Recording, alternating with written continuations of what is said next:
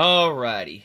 Well, I got requested by quite a few people, how did I make my metering diaphragm for my Model 73?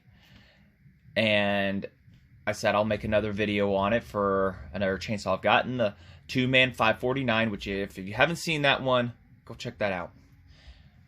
And I'm going to make that for you with as little cutscenes as possible. So, basic stuff you're going to need, or could need: X-Acto knife, punches, pin for tracing, scissors to cut it out with.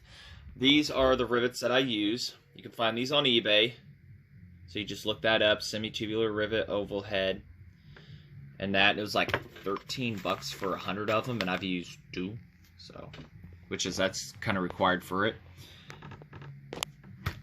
This I'm going to use a trace for a gasket, which I don't know if I'll make that on camera, but as you can see, you know, to make a good template for it. That goes on the back side, and then you got your other covers and so on. So that hole punch, you can use a leather punch if you got a good quality one.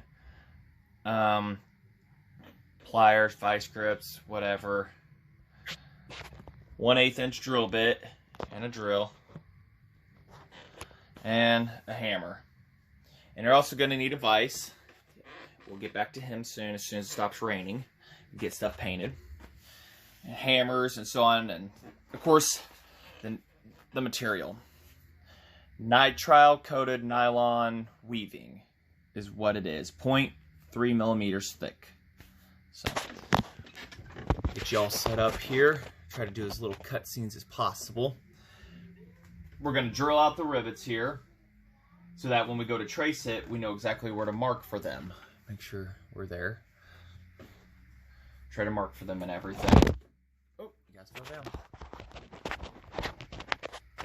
Not liking me today.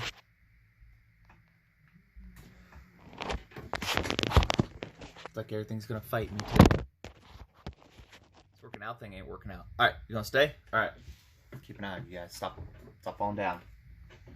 Alright, so we'll drill these out, and those are going to be used for the knowing to where everything's at. I've also marked a top here, mark that wherever you want, to make sure when everything goes back to line up. So, without further ado, like I say, there may be some cut scenes in here, but that's just to make the video shorter. So, we'll get these drilled out here real quick.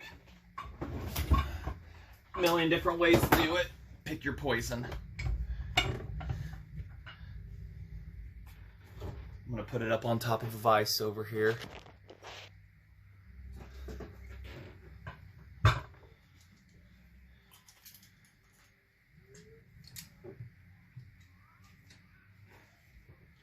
Hopefully this working out thing will work out.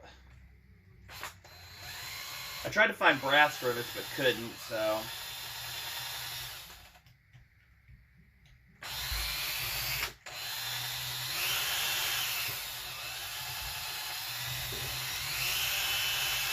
Of course, this rivet wants to spin on me.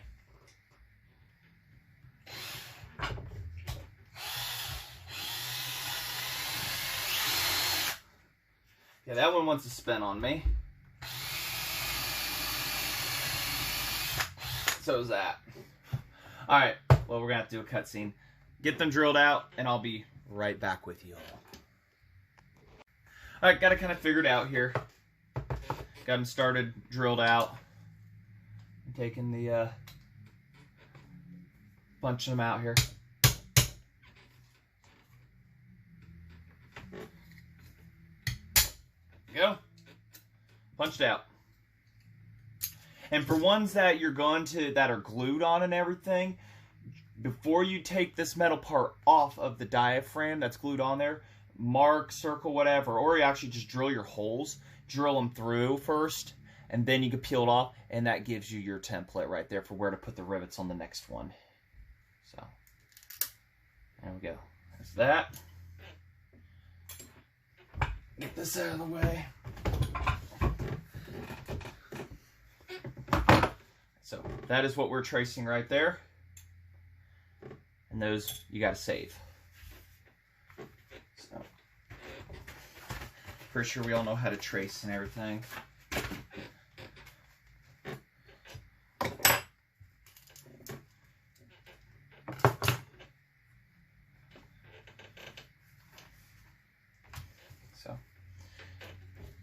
layman's terms, we're going to trace onto there. We'll be right back.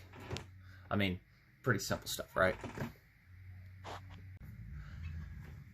Most for sure not going to win any awards, but the downside to the hole punch is it doesn't get the entire cutout out, so that's where the razor blade comes in. Let me finish cutting that.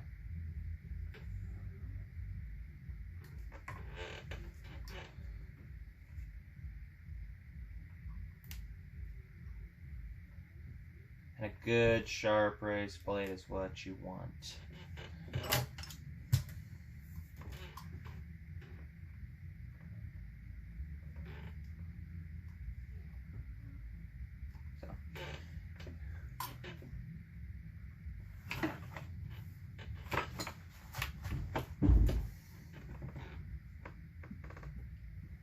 So we get the rest of these done out here, the two rivet holes, and then the minor small hole right there.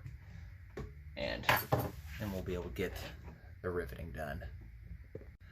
And there we go.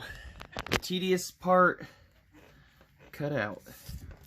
Like I said, it's not going to win any awards, but pretty bloody close, would you say? Double check everything and make sure here. So, let's see here. Where are? Slap that on there real quick. There, see? I don't know if that's actually the correct side, but it shows those holes are lined up because those looked further apart than those did. So, all right. And of course, this one we have it marked top somewhere. I think it was up here or whatever. So, all right. Get this all set up here because next step is to make sure that these are big enough holes to put the rivets through, backside up, and then we will set the rivets in place, and that's about it.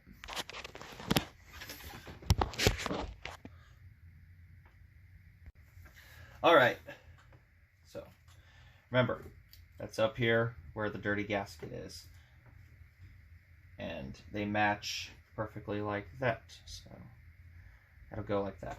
So the rivets fit through this perfectly.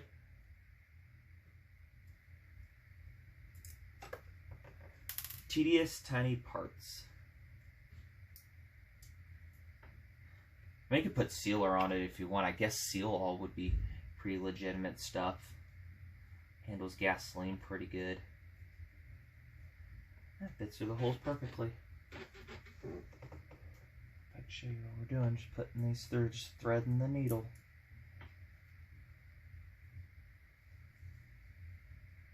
Remember, we marked the tops and everything, and it matches up with that, so.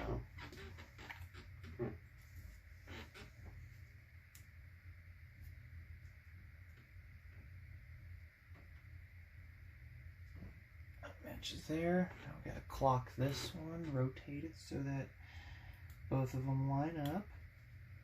And now it's just a matter of setting the rivets here. We'll do that with you guys watching.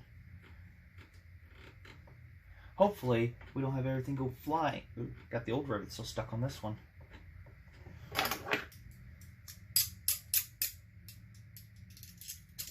There.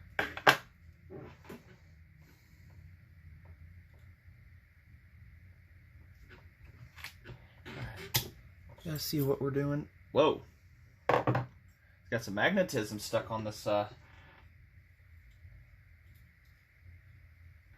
magnetism stuff. I will zoom you in here, hopefully, on what we're doing here. There. Need to start learning to do that. Putting the rivet there. Putting everybody down.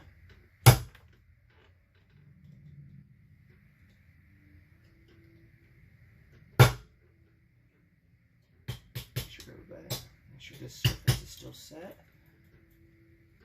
My finger actually would quit sticking to it.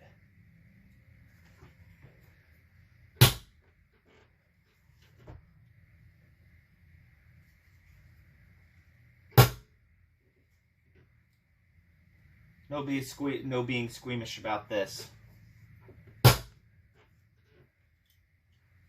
the other one partially started.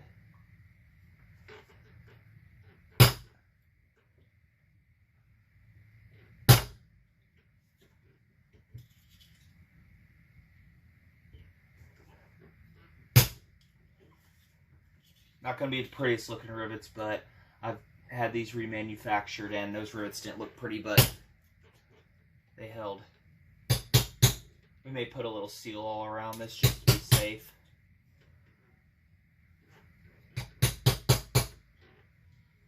Well, that is one ugly rivet setting.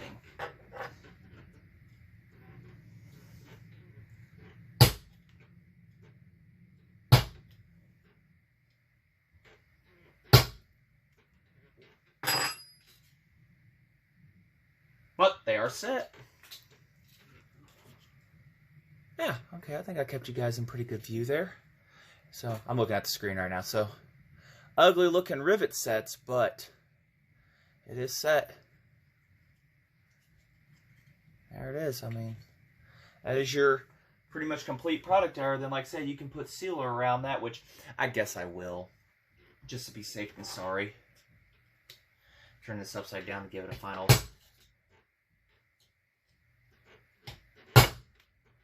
I mean, they look pretty good and set from here. Top, everybody matches. So, the only other real final test is putting it on the chainsaw and seeing if it runs, but we'll save that for another video.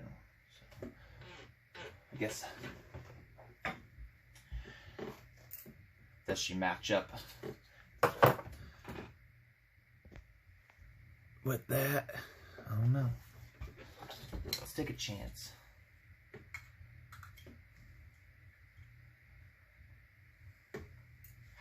Putting that.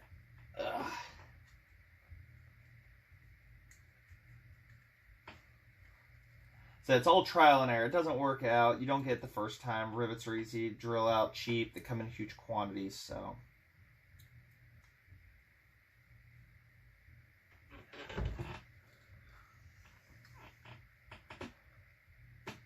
there you go. Or then maybe a couple holes might need a little bit of massaging here, because that diaphragm was pretty uglied up. Other than that, there it is. So, yeah. I'll have to massage a couple of the holes I drilled, but no, punched out, but no biggie there. Yeah, like I say, it ain't perfect, but I was working with the diaphragm that is beyond wrinkled. I probably should have flattened it out and everything ahead of time, but for the sake of the video, showing the drilling out and matching up of everything, it was best that I didn't take it apart ahead of time. So, but there it is. Other than there's going to be a gasket on this side. Which side was the gasket? Okay, yeah, this side has the fuel. So gasket over here. This side has that metal piece that goes on the back side, and then it all just gets clamped to the carburetor. So, but that's pretty much the basic tutorial, the best I can really do at the moment. I've shown you how to make a metering diaphragm. Get this part here. So, get those rivets on the screen one more time. And in the description, I'll put the also put the material and everything, the name of it to look up. So. All right, hopefully that helps anybody out with the how-to, kind of, you know, crude steps on making your own metering diaphragm for this and many other old saws. So, till then, thanks for watching.